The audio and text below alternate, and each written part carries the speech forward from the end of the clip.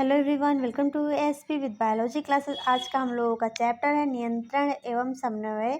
तो ये हम लोगों का लास्ट बायोलॉजी का चैप्टर है। बाकी के वन शॉट हम लोगों ने कवर कर लिए। अगर आपने अभी तक क्लास नहीं देखी है तो चैनल पे प्लेलिस्ट बनी है, वहाँ से आप जा कर के देख सकते हैं। तो आज का चैप्टर है नियंत्रण एवं समन्वय।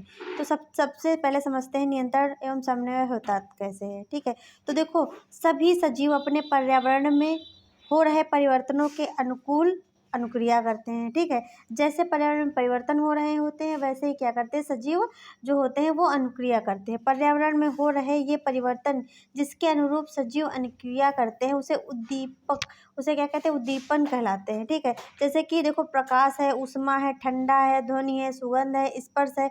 तो ये सब पता चलता है ना। जैसे गर्म तवे पे हाथ पड़ जाना, तुरंत हाथ को हटा लोगे। ठीक है, ठंड लगेगी, तुरंत जाकर के स्वेटर पहन लोगे। तो ये प्रकृति के द्वारा देखो जो अनुक्रियाएं की जाती हैं सजीवों में वो हैं। ठीक है, इनको क्या कहते हैं, उद्दीपन कहते हैं।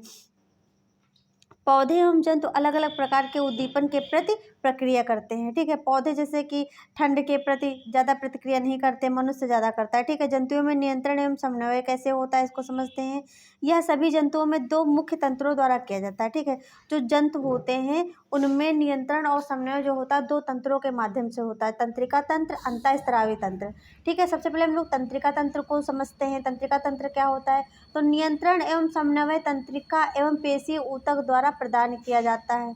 ठीक है, तंत्रिका तंत्र तंत्रिका कोशिकाओं या न्यूरॉन के एक संगठित जाल का बना होता है। मतलब बहुत सी जालनुमा संरचनाएं होती हैं, उसी का बना होता है तंत्रिका तंत्र। ठीक है, मतलब तंत्रों की संरचना में जाल सा फैला हुआ होता है। और यह सूचनाओं को क्या करता है, विद्युत आवेग के द्वारा, जिस प्रकार विद्युत करंट पहुंचती है उसी प्रकार क्या करते हैं, आवेग जो होते हैं शरीर में तंत्रिका तंत्र में पहुंचते हैं, शरीर के एक भाग से दूसरे भाग तक ले जाते हैं। जैसे वायरिंग में देखा होगा कि प्लग यहाँ लगा रहे हो तो लाइट वहाँ जल रही है, तो ऐसा ही होता है उद्दीपन और आवेग जो होते हैं शरीर में जो जाते हैं। ग्राही क्या होते हैं, ग्राही यानी कि रिसेप्टर। देखो, ग्राही तंत्रिका कोशिका के विशिष्टीकृत सिरे होते हैं। ठीक है, क्या होते हैं, सिरे होते हैं जो वातावरण से सूचनाओं को पता लगाते हैं। ये हमारी जो होती है ज्ञानेंद्रियों में स्थित होते हैं। जैसे स्किन होती है तो गर्मी ठंडी होती है, बरसात इसका पता लगाती है। ठीक है, अब ज्ञानेंद्रिय देख लेते कौन है, कान। देखो, सुनना। ठीक है, शरीर का संतुलन बनता है। आँख होती है प्रकाशग्राही। ठीक है, इसे हम लोग देखते हैं। त्वचा होती है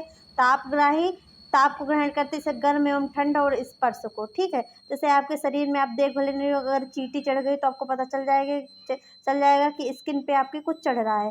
नाक क्या होती है, घ्राणग्राही यानी कि गंध का पता लगाती है। जैसे रास्ते में आप जा रहे हैं, कहीं आपको बहुत बदबू आई तो क्या करेंगे आप, तुरंत नाक बंद कर लेते हैं। तो क्या होता है, गंध का पता लगाना कि खुशबू है या फिर बदबू है। जीभ रस संवेदी। अब जलेबी सबने खाई होंगी, जलेबी का टेस्ट कैसा होता है, मीठा, ये सबको पता होगा। क्यों पता है, क्योंकि जो जीभ होती है वह क्या करती है, स्वाद का पता लगाती है। तंत्रिका कोशिका न्यूरॉन। ठीक है, तंत्रिका कोशिका जिसको न्यूरॉन कहते हैं, यह तंत्रिका तंत्र की संरचनात्मक एवं क्रियात्मक इकाई है। ठीक है, अब ये देखिए इसका चित्र बना हुआ है, ये है तंत्रिका का अंतिम सिरा, इसको बोलते हैं तंत्रिकाश। जो कच्छुनुमा संरचना बनी हुई है, जो झाड़ीनुमा रेशेनुमा संरचना दिख रही है, इसको ध्रुमिका कहते हैं। ये येलोइश कलर का जो इसको न्यूक्लियस कहते हैं, ये कोशिका काय है। ठीक है, तंत्रिका कोशिका यानी कि न्यूरॉन के भाग भाग कितने होते हैं, ध्रुमिका। कोशिका काय से निकलने वाली धागे जैसी संरचना जो होती है, जिसे सूचना प्राप्त होती है, उसको ध्रुमिका कहते हैं। ध्रुमिका यानी कि दुम यानी कि पूंछ। ठीक, कोशिका काय प्राप्त की गई सूचना विद्युत आवेग के रूप में क्या होती है, चलती है। तंत्रिकाक्ष यानी कि कक्ष जिसे जिसे क्या कहते हैं, एक्सान। यह सूचना के विद्युत आवेग को कोशिका काय से दूसरी न्यूरॉन की ध्रुमिका तक क्या करती है, पहुंचाती है। अंतर्ग्रथन जिसे सिनेप्स। ठीक है, अंतर्ग्रथन यानी कि जोड़ना। ठीक है, जोड़ना। यह तंत्रिका के अंतिम सिरे एवं अगली तंत्रिका कोशिका के ध्रुमिका के मध्य रक्त स्थान है। यहाँ विद्युत आवेग को रासायनिक संकेत में क्या कहता है, बदला जाता है, जिससे यह आगे संचारित हो सके। ठीक है, प्रतिवर्ती क्रिया क्या होती है, किसी उद्दीपन के प्रति तेज व अचानक की गई अनुक्रिया को क्या करते हैं, प्रतिवर्ती क्रिया कहते हैं। उदाहरण के लिए किसी गर्म वस्तु को छूने पर हाथ का पीछे हट जाना। ठीक है, प्रतिवर्ती चाप क्या होता है, इसको समझते हैं। प्रतिवर्ती क्रिया के दौरान विद्युत आवेग जिस पथ से पर चलते हैं उसे क्या करते हैं, प्रतिवर्ती चाप कहते हैं। जैसे उद्दीपन है ऊष्मा। ठीक है, ग्राही है आपकी स्किन, त्वचा। ठीक है, तो क्या हुआ, मेरुरज्ज में उसका संदेश गया, तो मेरुरज्ज ने क्या किया, कार्य कर जो पेशी है, जो अंग है, उसको तुरंत हटा लिया, यानी कि हाथ को तुरंत क्या कर लिया, पीछे हटा लिया, तो ये अनुक्रिया हुई। अनुक्रिया 3 प्रकार की होती हैं, ऐच्छिक, अनैच्छिक, प्रतिवर्ती। ठीक, ऐच्छिक क्या होती है, अग्र मस्तिष्क द्वारा नियंत्रित होती है, जैसे बोलना लिखना।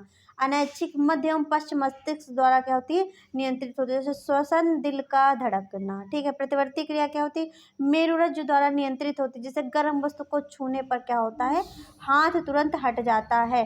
प्रतिवर्ती क्रिया की आवश्यकता क्यों है, तो कुछ परिस्थितियों में जैसे गर्म वस्तु छूने पर, पैनी वस्तु चुभने पर आदि में हमें तुरंत क्रिया करनी होती है, वरना हमारे शरीर को क्या होती है, क्षति पहुंच जाती है। जैसे आपने कभी कभी देखा होगा कि बैठे हुए हो, शरीर में कहीं से कोई कीड़ा चढ़ रहा है तो आपको पता चल जाता है कि हाँ कुछ तो चढ़ रहा है। ठीक है, तो ये क्या होती है, और तुरंत क्या करते हो, उसको हटा देते हो, ये प्रतिवर्ती क्रिया हुई। यहाँ अनुक्रिया मस्तिष्क के स्थान पर क्या होती है, मेरुरज्जु से उत्पन्न होती है, जो कि जल्दी हो जाती है। मानव तंत्रिका तंत्र। ठीक है, मानव तंत्रिका तंत्र जो होता है, देखो, केंद्रीय तंत्रिका तंत्र जिसको CNS कहते हैं, परिधीय तंत्रिका तंत्र जिसको PNS कहते हैं। ठीक है, और जिसको पेरिफेरल नर्व सेंटर कहते हैं, सिस्टम कहते हैं इसको। CNS के क्या हैं, 2 भाग हैं, मस्तिष्क, मेरुरज्जु। ठीक है, PNS के जो होते हैं कपाल तंत्रिका तंत्र, मेरु तंत्रिका तंत्र। कपाल यानी कि मस्तिष्क से निकलती है, मेरु तंत्रिका यानी कि मेरुरज्जु से निकलती है। ठीक है, सबसे पहले हम लोग मानव मस्तिष्क को अब समझ ले रहे हैं।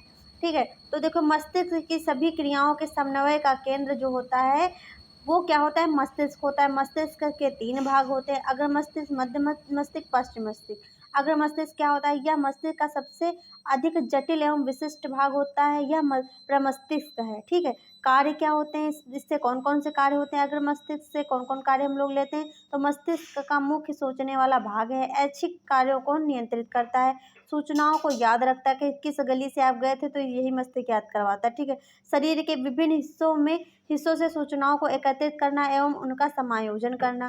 भूख से संबंधित केंद्र, मध्य मस्तिष्क। ठीक है, मध्य मस्तिष्क क्या करता है, अनैच्छिक क्रियाओं को नियंत्रित करता है, जैसे पुतली के आकार में परिवर्तन।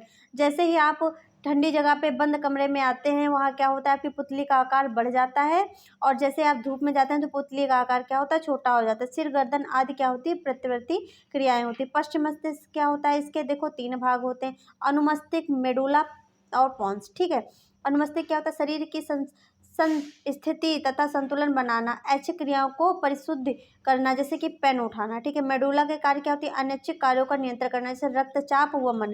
ठीक है, रक्तचाप को आप नियंत्रित नहीं कर सकते, वमन को, उल्टी को नियंत्रित नहीं कर सकते। पॉन्स क्या करता है, अनैच्छिक क्रियाएं जैसे श्वसन का क्या करता है, निर्माण करता है। ये है मानव मस्तिष्क। इसमें भाग देख लेते हैं, ये जो है प्रमस्तिष्क है, ये ऊपरी जो सतह है इसको कपाल यानी कि खोपड़ी कहते हैं। जो ये वाइट वाला आपको दिख रहा है इसको कहेंगे मध्य मस्तिष्क, ये है मेरुरज्जु, इसको कहेंगे जो येलोइश वाला इधर पार्ट दिख रहा है इसको पॉन्स यानी कि मेडुला। ठीक है, ये अनुमस्तिष्क का भाग है। ठीक है, अनुमस्तिष्क है यहाँ पे। ठीक है, अब ये तीनों मिलकर के क्या बनाते हैं, पश्च मस्तिष्क बनाते हैं। ये जो आपको ऐसे दिख रही संरचना इसको पीयूष ग्रंथि कहेंगे। ठीक है, जिसको मास्टर ग्लैंड भी कहते हैं। हाइपोथैलेमस जो है, ये हाइपोथैलेमस है, और ये क्या है, ये अग्र मस्तिष्क है। इतना समझ में आ गया। मस्तिष्क एवं मेरुरज्जु की सुरक्षा कैसे होती है।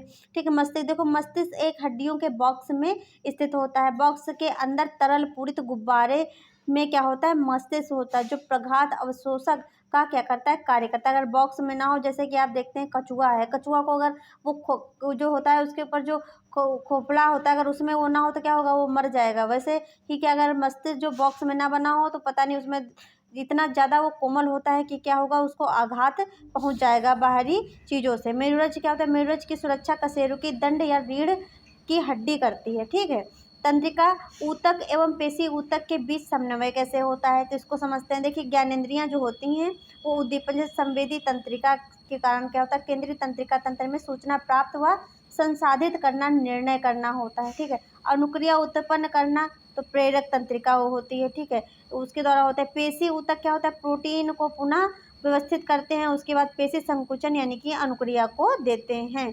विद्युत संकेत या तंत्रिका तंत्र की सीमाएं क्या होती हैं, तो विद्युत संवेग केवल उन कोशिकाओं तक पहुंच सकता है जो तंत्रिका तंत्र से जुड़ी हैं।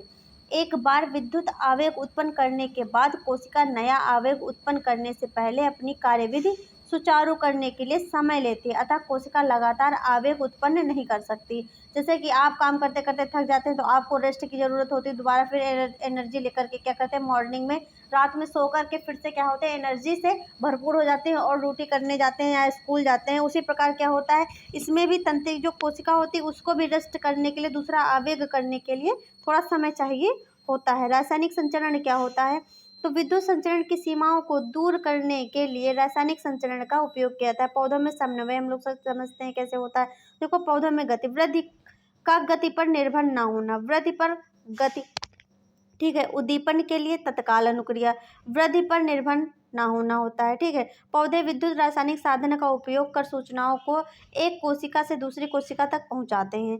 कोशिका अपने अंदर उपस्थित पानी की मात्रा को परिवर्तित कर गति उत्पन्न करती है, जिससे क्या होता है, कोशिका फूल या सिकुड़ जाती है। ठीक है, क्योंकि आपने देखा होगा वाष्पोत्सर्जन क्यों होता है, जब पानी ज़्यादा हो जाता है तो क्या करते हैं, ताप को नियंत्रित करने के लिए पौधे भी वाष्पोत्सर्जन करते हैं। जैसे मनुष्य क्या करता है, स्वेट निकलता है, पसीना निकलता है, वैसे पौधे में होता है। उदाहरण के लिए आपने देखा छुई मुई, ठीक, छुई मुई इसका बेहतरीन एग्जाम्पल है कि जैसे आप जरा सा छूओगे क्या होगा, तुरंत मुरझा जाएगी, उसकी पत्तियां क्या होती हैं, सिकुड़ जाती हैं। ठीक है, वृद्धि के कारण गति कैसे होती है, तो ये दिशिक या अनुवर्त गतियां उद्दीपन के कारण होती है। जैसे प्रतान, प्रतान का वह भाग जो वस्तु से दूर होता है, वस्तु के पास वाले भाग की तुलना में तेजी से गति करता है, जिससे प्रतान वस्तु के चारों तरफ क्या होते हैं, लिपट जाते हैं। प्रतान आप जानते हैं, जैसे कि तोरई है या लौकी है, उसमें देखा होगा ऐसे ऐसे करके संरचना होती है, तो ये पकड़ने के लिए क्या होती है, इनको प्रतान कहते हैं। प्रकाश अनुवर्तन, प्रकाश की तरफ गति करते हैं। ठीक है, पौधा देखा होगा, अगर आपने अपने घरों में अंधेरे कमरे में लगाया होगा, खिड़की से प्रकाश आ रहा है तो पौधा क्या होगा, खिड़की तरफ ही गति करेगा, क्योंकि वो प्रकाश की तरफ बढ़ेगा। गुरुत्वानुवर्तन, अगर गुरुत्वानुवर्तन ना हो तो क्या होगा, पृथ्वी की जड़ें ऊपर उल्टा निकल आएंगी। क्या, नीचे है तो पृथ्वी की जड़ें नीचे ही जाएंगी ना, तो इसको कहेंगे गुरुत्वानुवर्तन। ठीक है, यानी कि पृथ्वी का जो गुरुत्व बल है उसकी तरफ क्या होती है, जड़ें नीचे की तरफ जाती है। रसायनुवर्तन, पराग नली के अंडाशय की तरफ गति करना। जलानुवर्तन, पानी की तरफ जड़ों का गति करना। अब जो कमल है उसकी जड़ें ऊपर तो निकलती नहीं, पानी की तरफ ही गति करती है, इसको जलानुवर्तन कहते हैं। पादप हार्मोन्स, ये वे रसायन है जो पौधों की वृद्धि, विकास व अनुक्रिया को क्या करते हैं, उसका समन्वय करते हैं। मुख्य पादप हार्मोन्स, अब पादप के हार्मोन्स देख लेते हैं कौन कौन से होते हैं। ऑक्सिन, ठीक, ऑक्सिन का वर्क क्या होता है, शाखाओं के अग्रभाग पर बनता है, कोशिका की लंबाई में वृद्धि करता है, प्रकाश अनुवर्तन में क्या करता है, सहायक करता है। जिबेरेलिन क्या होता है, तने की वृद्धि में सहायक होता है। साइटोकाइनिन जो होता है, कोशिका विभाजन तीव्र से करता है, फल व बीज में अधिक मात्रा में पाया जाता है। एब्सिसिक अम्ल क्या करता है, वृद्धि जो होती है उसका संदमन करता है। ठीक है, और क्या करता है, पत्तियों का मुरझाना तनाव हार्मोन्स होता है। ठीक है, जंतुओं में हार्मोन्स, तो हार्मोन्स ये वे रसायन हैं जो जंतुओं की क्रियाओं, विकास वृद्धि का क्या करते हैं, समन्वय करते हैं। अंतःस्रावी ग्रंथि, अंतःस्रावी ग्रंथि से कौन कौन से हार्मोन्स निकलते हैं इसको पढ़ते हैं। ये वे ग्रंथियां हैं जो अपने उत्पाद रक्त में क्या करती हैं, स्रावित करती हैं, मतलब डायरेक्ट क्या करती हैं, रक्त में अपने हार्मोन्स को छोड़ती हैं, इनको हार्मोन्स कहते हैं। हार्मोन्स, अंतःस्रावी ग्रंथियां एवं उनके कार्य देख लेते हैं कौन कौन से हैं।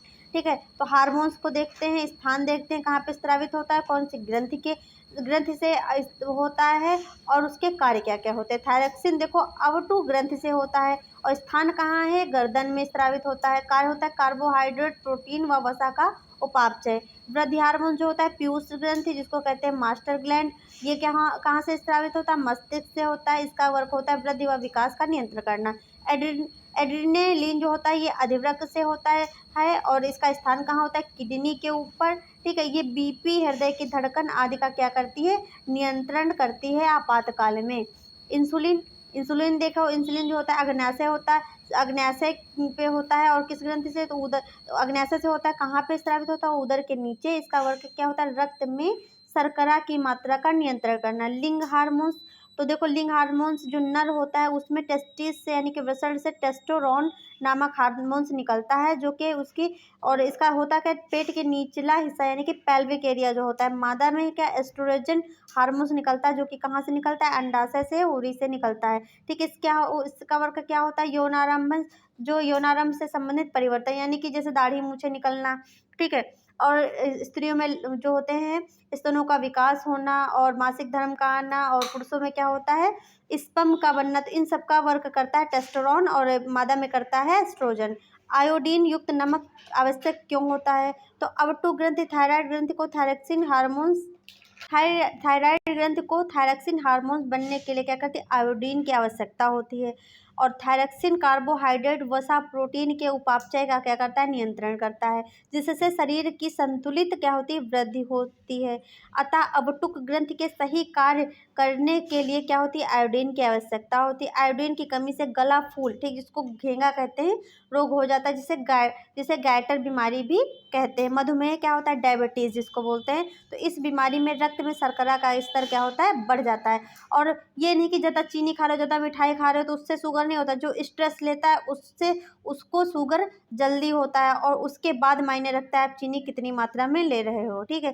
कारण क्या होता है, अग्नाशय ग्रंथि द्वारा स्रावित इंसुलिन हार्मोन्स की कमी के कारण होता है। इंसुलिन रक्त जो में होता है शर्करा के स्तर को नियंत्रित करता है। निदान जिसको उपचार बोलेंगे, इस इंसुलिन हार्मोन्स का इंजेक्शन जो होता है वो पेट की स्किन पे लगाया जाता है। पुनर्भरण क्रियाविधि क्या होती है, तो हार्मोन्स का अधिक या कम मात्रा में स्रावित होना हमारे शरीर पर हानिकारक प्रभाव डालता है। पुनर्भरण क्रियाविधि यह सुनिश्चित करती है कि हार्मोन्स सही मात्रा में तथा सही समय पर स्रावित हो। अब पूरे समय में कहीं भी हार्मोन्स रिलीज हो जा रहा है तो इसमें क्या होगा, नुकसान भी होगा। तो इसीलिए पुनर्भरण की क्रियाविधि होती है कि जहाँ पर जो हार्मोन्स चाहिए वहीं पे रिलीज होता है, जिस समय चाहिए उस समय स्रावित होता है। उदाहरण के रक्त में शर्करा के नियंत्रण की विधि, ठीक है। रक्त में शर्करा की मात्रा का बढ़ना क्या करता है, अग्नाशय द्वारा संसूचित करता है, ठीक है। अब अग्नाशय द्वारा संसूचित करता है इस इंसुलिन का स्राव होना, रक्त शर्करा की मात्रा का घटना, अग्नाशय द्वारा क्या होता है, इंसुलिन का बनना,